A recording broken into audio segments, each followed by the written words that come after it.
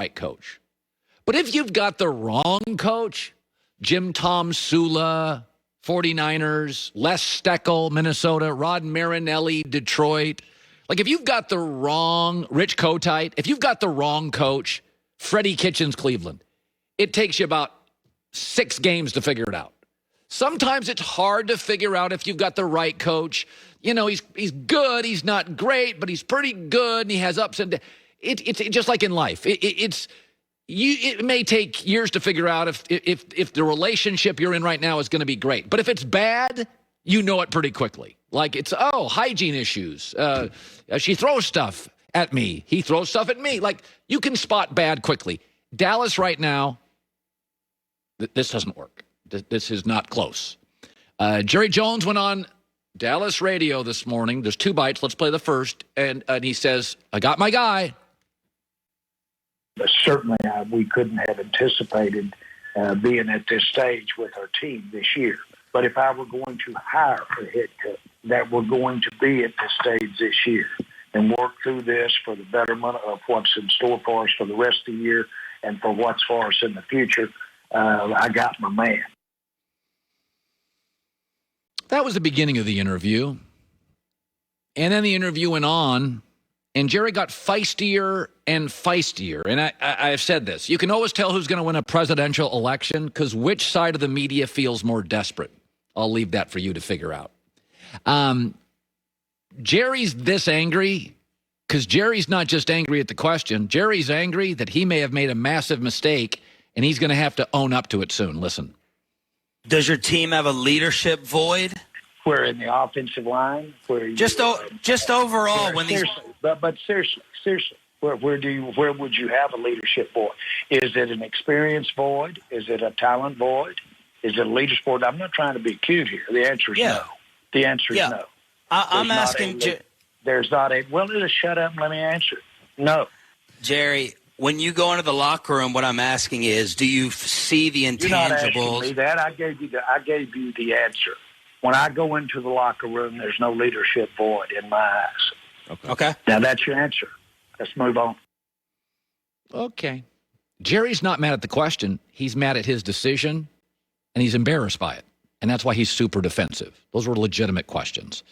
I worry that the Cowboys are becoming Al Davis at the end. Al Davis and Jerry have a lot in common. Pioneers, aggressive, smart, successful. They know football. Jerry played the game. Al was an assistant coach in the NFL for years. They know the game much more than 95% of the owners. They don't know it as much as they think, but they know the game. They took on the NFL.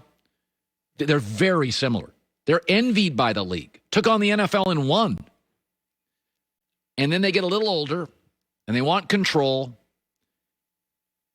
and they can't handle a Bill Parcells. They can't handle a John Gruden, and they never, ever recover. You know, it's interesting with Dallas. When Jerry has allowed for a big personality, Jimmy Johnson's a big personality. Barry Switzer's a big personality. Bill Parcells a big personality. When Jerry allowed that and wasn't threatened by it, the Cowboys won. I mean, Barry Switzer was not a great NFL coach. He's a legendary college coach, but he won. But when Jerry has hired guys he can control, that's what Al Davis did. Mike McCarthy and Chan Gailey and Jason Garrett and Wade Phillips and nice guys, but they kind of lack that leadership right? He's failed every single time. It's the same with Al Davis. When he had John Gruden, and John can lack this and that, but he's a leader. John is he's got a Mike Tomlin, Pete Carroll thing. He walks into a room. John Gruden has a presence. Bill Parcells has a presence. Barry Switzer's got a presence. Jimmy Johnson's got a presence. Jason Garrett doesn't. Doesn't mean he can't coach, but he doesn't have a presence. They're becoming the Raiders. The last 7-8 years with Al Davis, like you couldn't take them seriously. Like they were running their business different than everybody else. The Cowboys have become, to a fault, a family business, too insular. Will not take outside opinions. And I don't that guy asking the questions, I think Jerry's embarrassed. I think he's a smart guy who made a really bad choice. How about Chicago? They've been looking for a franchise quarterback since the 40s when they had Sid Luckman. I'm not joking. They have not had a franchise quarterback in 75 years, like a really great, great quarterback. Since 2000, the Bears have had 24 guys take a snap at quarterback. So when people criticize the Carson Wentzes and the Jared Goffs because they're not perfect, I just roll my eyes. Miami has never replaced Dan Marino. Still, John Elway, they've never really replaced him. They had an old Peyton Manning for a few years. Jared Goff's already been to a Super Bowl. Since Sean McVay has arrived, he's won 38 games, lost 16. His quarterback passer rating is 96. He's completed 64.5% of his throws. He currently has the highest fourth quarter passer rating in the entire league. And people are already nitpicking him. Folks, do you understand there's no perfect quarterback? Big Ben makes terrible throws still. Tom Brady's unathletic, so is Eli. Aaron Rodgers is too prickly and doesn't get along with everybody. Russell Wilson's frankly a little short. Sometimes he can't see guys and throws bad picks. And Breeze, suboptimal arm. Same with Matt Ryan. Even the quarterbacks we like that are young and good, like Josh Allen and Lamar Jackson, you'd be like, oh, they're going to be stars. And all of a sudden the league gets a lot of them, and you're like, well, they're good, but they got little holes in their game. How bad would Matt Nagy, how much would he die to have Jared Goff today? I hear this all the time.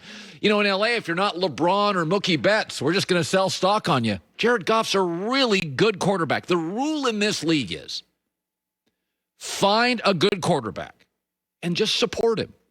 And by the way, the Bears did with Trubisky, and Nagy's got a very good record with him. But all of us can see, Chicago can see, everybody can see, Trubisky has a really, really low ceiling. And if you've won Super Bowls, the Bears have won a Super Bowl, there's kind of a higher standard than Cleveland that, you know, you just want a guy that can win some games.